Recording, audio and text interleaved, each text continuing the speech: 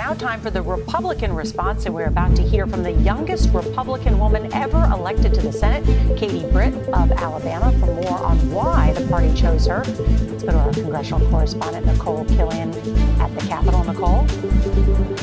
Well, Nora, Senator Katie Britt is considered a rising star within the Republican Party, and her name has even been tossed around as a potential vice presidential pick for former President Trump. At 42, as you mentioned, she is the youngest Republican woman in the U.S. Senate. She's a female senator elected from the state of Alabama. She has 2 school-age children, and that is something she is likely to lean into in this speech, calling the Republican Party the party of parents and working families. You can also expect that she is going to draw a very sharp contrast with President Biden, depicting him as out of pace, out of touch. In fact, according to excerpts, she will say our commander-in-chief is not in command and call him a dithering and diminished leader.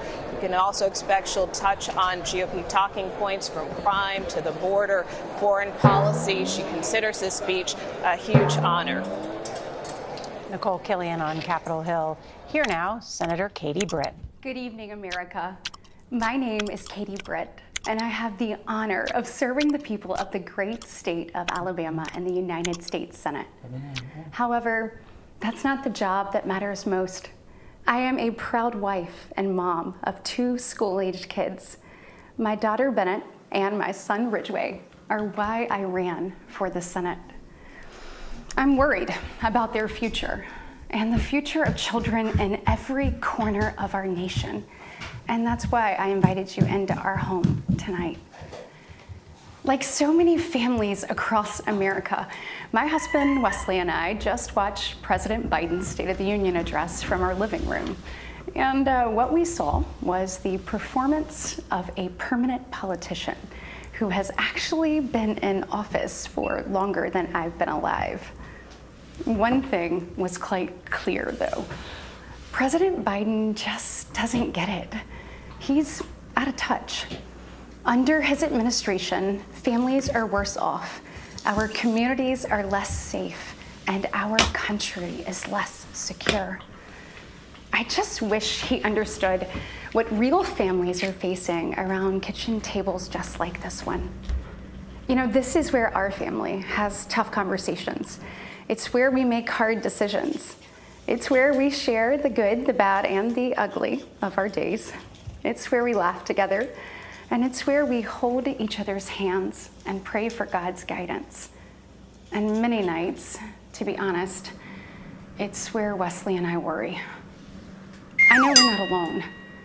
And so tonight, the American family needs to have a tough conversation, because the truth is, we're all worried about the future of our nation.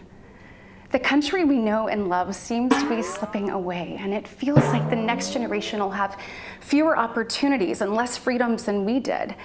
I worry my own children may not even get a shot at living their American dreams.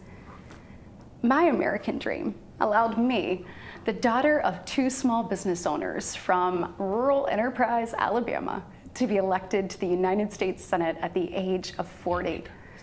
Growing up, sweeping the floor at my dad's hardware store and cleaning the bathroom at my mom's dance studio, I never could have imagined what my story would entail. To think about what the American dream can do across just one generation, in just one lifetime, it's truly breathtaking. But right now, the American dream has turned into a nightmare for so many families. The true, unvarnished state of our union begins and ends with this. Our families are hurting. Our country can do better. And you don't have to look any further than the crisis at our southern border to see it. President Biden inherited the most secure border of all time. But minutes after taking office, he suspended all deportations, he halted construction of the border wall, and he announced a plan to give amnesty to millions. We know that President Biden didn't just create this border crisis. He invited it with 94 executive actions in his first 100 days. When I took office, I took a different approach.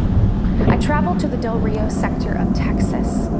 That's where I spoke to a woman who shared her story with me. She had been sex trafficked by the cartels starting at the age of 12. She told me not just that she was raped,